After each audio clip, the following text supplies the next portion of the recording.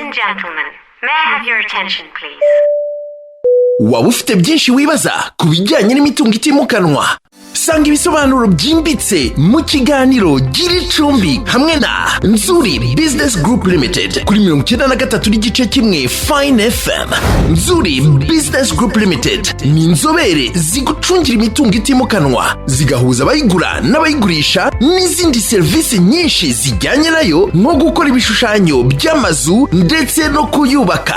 Gira Icumbi hamwe na Florent, Clement na Dixon live kuva kuwa mbere kugeza kuwa gatanu hagati ya 2 na 3 za mu gitondo kuri 93.1 Fine FM na YouTube channel Nzuri Market. Sanga di makuru kuri @nzuri_rawa. Turongeye turabasuje cyane inshuti bakunzi ba Nzuri Business Group Limited. Reka twizere ko mukomeje kugubwa neza aho muherereye hose hirya no hino ku isi. Twizere ko rwose muri amahoro nk'uko duhora tubifuriza. Ingiro ni Nzuri, ni kampani yanyu ibagezaho imitungo itimukanwa, yaba igurishwa, ikodeshwa, iri hirya no hino hano mu Rwanda. Nk'uko rero muri kurira ku mashusho, turi kubatambagiza isambu cyangwa se ikibanza kinini cyane kiri hano mu mujyi wa Kigali rwagati.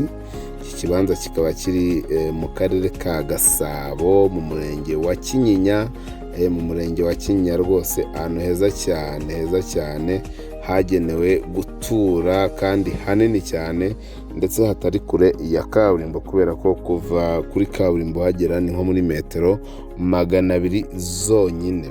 Ahantu rero hakaba ari ahantu hanini, hafite ubuso bwa metero kare 2982, bwa hafi 3000 n'igice cya hectare kirenga rwose.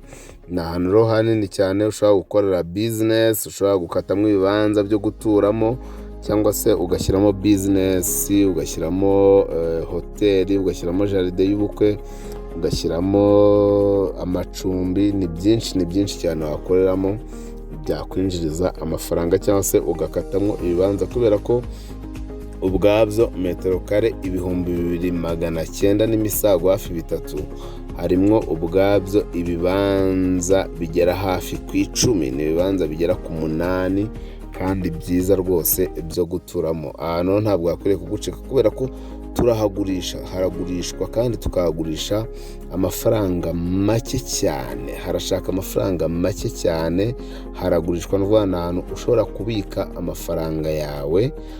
Nyiraho rwose murabona ko yaragerageje. Uyu ni umuhanda ujyayo uturuka kuri kaburimbo, ukagenda ukagera kuri iki kibanza cyangwa se kuri iyi sambu.